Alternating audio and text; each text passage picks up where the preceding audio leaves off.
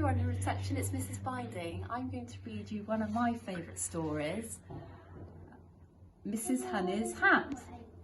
Mrs. Honey's Hat. Mrs. Honey had a hat. On Monday she wore it when she took her grandson Peter to the park. She bought him some bubble gum and sat on a bench with her knitting. Peter thought those feathers would make my arrows fly better, so he pulled them off and instead he stuck on some bubble gum.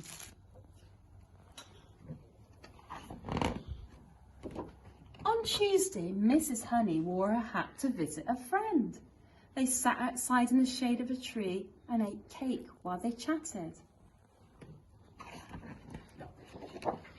Some birds flew down to pick up the crumbs. Those cherries look good, they chirped, so they flew down and took them off her hat. One little bird left some eggs behind. On Wednesday, Mrs. Honey spent her day at the beach. The sun shone, the sand was hot and the water was perfect. Mrs. Honey felt very happy. Afterwards, Mrs. Honey took off her hat and sat in the sun. A hermit crab thought that shell would make a nice new home, so he scuttled away with the shell and left behind some seaweed.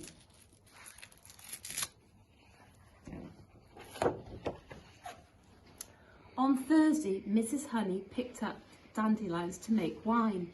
It was very hard work. She took off her hat and sat it on the fence. A cow in the field saw the hat on the fence. What a beautiful big buttercup, she mooed. So she took a mouthful and her bell fell off and landed on Miss Honey's hat. But Mrs. Honey didn't notice. On Friday, Mrs. Honey went to see an old castle. Just look at those cobwebs, exclaimed Mrs. Honey. This place could do with a really good clean. A big black spider dropped onto her hat. The lace will make a good strong cobweb. So he scurried away with it and left behind an old cobweb.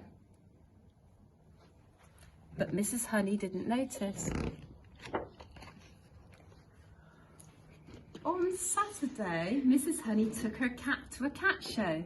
There were all sorts of fine cats, but she hoped that hers would win first prize. An alley cat saw Mrs. Honey's hat through the window. That ribbon would help me win a prize, he thought. So he pulled off the ribbon and left behind some fish bones. But Mrs. Honey didn't notice. On Sunday, Mrs. Honey went to church. Everyone seemed to be staring at her. Whatever can it be, she wondered. Perhaps it's time I bought myself a new hat. After the service, Mrs. Honey hurried home to look in the mirror. Then she noticed the bubble gum,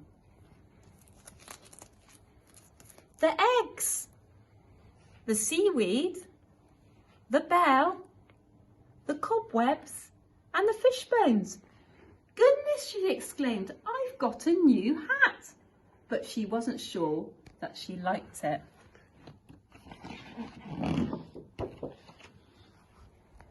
Bye everyone.